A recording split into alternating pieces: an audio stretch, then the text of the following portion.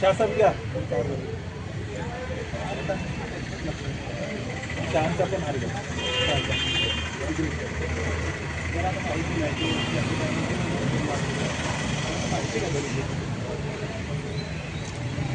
या ठिकाणी सर्वांनी 3 वेळा हात जोडून वंदन करायचे आणि त्यानंतर प्रतिमा पूजन करायचे.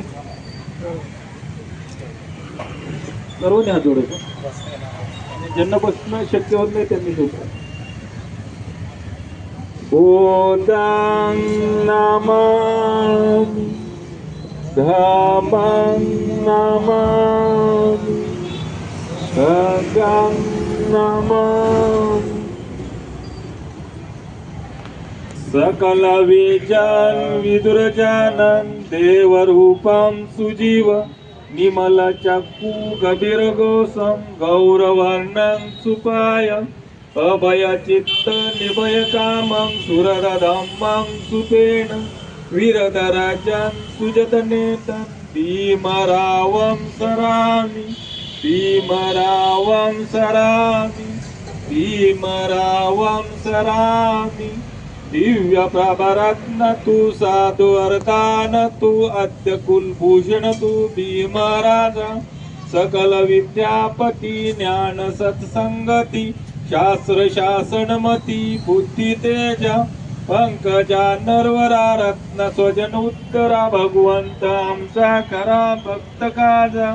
चौदार संगरी शस्त्र धरिता करी कापला अरिवरी रौद्र रूपा मुक्ती पतकोनता जीर्म सुती जाळिका उजाळिका अनितका मार्ग साजा. राष्ट्र घटना कृती शोभते भारती महामानव बोलती श्राद्ध शज्ञा. शरण बुद्धास शरण धम्मास शरण संघास मी भीमराजा. डॉक्टर बाबासाहेब आंबेडकरांचा डॉक्टर बाबासाहेब आंबेडकरांचा डॉक्टर बाबासाहेब आंबेडकरांचा जय भीम. 14 एप्रिल 1891चा जन्म आणि 6 डिसेंबर 1956 महानिर्वाण. म्हणून आपण हा 14 एप्रिल हा दिवस डॉक्टर बाबासाहेब आंबेडकरांचा जन्मदिवस म्हणून पाळतो. 1800 ते 1900 देश स्वतंत्र झाला आपला 47 साली. पण समाजातल्या जातीय व्यवस्था या मोडून काढण्याचं काम डॉक्टर बाबासाहेब आंबेडकरांनी केलं. 1947 साली ज्यावेळेस आपला देश स्वतंत्र झाला आणि 1949 साली आपल्या देशाचं संविधान आपल्या देशाने स्वीकारलं, आपल्या नागरिकांनी स्वीकारलं. ज्यावेळेस राष्ट्रपती म्हणून राजेंद्र प्रसाद आणि बाकीचे सगळे त्या कमिटीत होते, पण मसुदा कमिटीचे अध्यक्ष म्हणून डॉक्टर बाबासाहेब आंबेडकरांनी काम केलं. शेवटच्या मसुदा तयार होईपर्यंत त्या कमिटीतले कितीतरी माणसाचं निर्वाण झालेलं होतं आणि त्यांनी जे संविधान लिहिलं ते समाजातल्या घटकातल्या शून्यापासून 1 आणि 1पासून 100 या सगळ्या माणसांना न्याय मिळेल असं संविधान डॉक्टर बाबासाहेब आंबेडकरांनी लिहिलं. आणि त्याच दिशेनं हा देश आज सामान्यातला सामान्य माणूस सुद्धा बोलतो, वागतो आणि चालतो.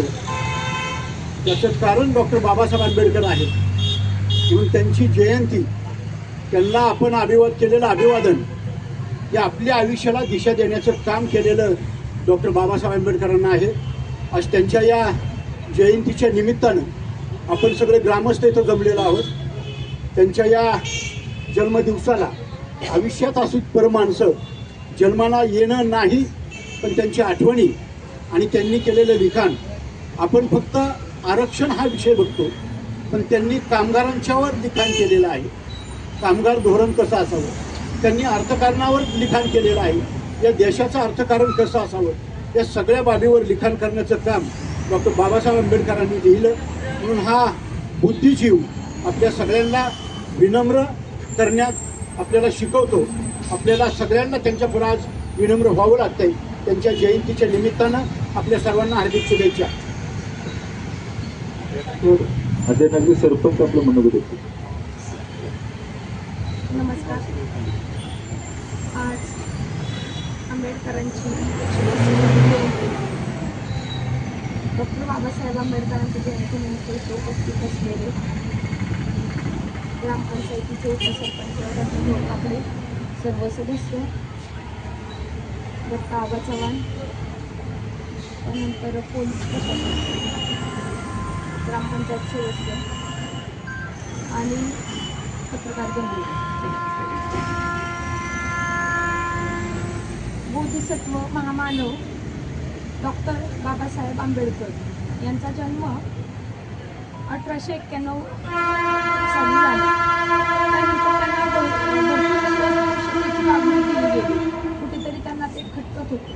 माणसाला माणसात राहून माणसासारखं वागणूक देण्याचं काम डॉक्टर बाबासाहेब आंबेडकरांनी दिलं. त्यांनी जे संविधान लिहिलं, त्या संविधानात त्यांनी दिलं होतं की समाजवादी, धर्मनिरपेक्ष आणि लोकशाही गणराज्य घडवण्याचं काम त्यांनी केलं. आणि ते करताना सर्व जाती धर्माच्या लोकांना समानतेची भावना दिली जावी असं त्यांनी लिहिलं. आणि ते लिहित असताना त्यांना भरपूर असा मानसिक छळ झाला. भरपूर अशा प्रकारे त्यांना त्रास देण्यात आला त्यांच्या संपूर्ण आयुष्यात. आणि त्यांनी जेव्हा ते संविधान लिहिलं, त्या संविधानामुळे आपण हे जे काही जगत आहोत, एकत्र सर्व समाज बांधव जे एकत्र येतो किंवा आपण जे काही घटक असतील ते आपण मोकळ्या खुल्या मनाने जे वावरत आहोत, जे आपल्याला खरं ते स्वातंत्र्य मिळाले ते म्हणावं लागेल तर ते फक्त बाबासाहेब आंबेडकरांमुळे. कारण की इतकं भयंकर पद्धतीने वागणूक त्यावेळेस त्या काळी त्या घटकांना बहुतेक घटकांना दिली जात होती की ती अक्षरशः न मांडण्याजोगी आहे. अशा घटकांना आणि सर्व समाज बांधवांना त्यांनी माणसात राहण्याचा आणि माणसाचा दर्जा देण्याचा प्रयत्न केला. संविधान लिहिला आणि त्या संविधानामुळे सर्व जे शासकीय कामकाज असेल किंवा मग आपण जे बघतोय सर्व समाज बांधव एकत्र येण्याचं काम जे आत्ता होतंय ते फक्त डॉक्टर बाबासाहेब आंबेडकरांमुळेच. त्यामुळे मी त्यांच्या 131व्या जयंतीनिमित्त त्यांना त्रिवार वंदना करते आणि सर्व समाज बांधवांना, संपूर्ण नीरा शिवतक्रारमधील नागरिकांना आणि परिसरातील नागरिकांना शुभेच्छा देते जयंतीनिमित्ताने. धन्यवाद. धन्यवाद. यानंतर खाली नदीचे ते असणारं चौक, त्या चौकामध्ये अभिवादन कार्यक्रम होणार. त्यानंतर जयंती समितीच्या वतीने अलीकडं स्टेज आहे, त्या स्टेजच्या त्या ठिकाणी अभिवादन कार्यक्रम संपन्न होणार. आपण सर्वांनी त्या ठिकाणी उपस्थित राहायचं, त्या ठिकाणी सर्वांनी जायचं. या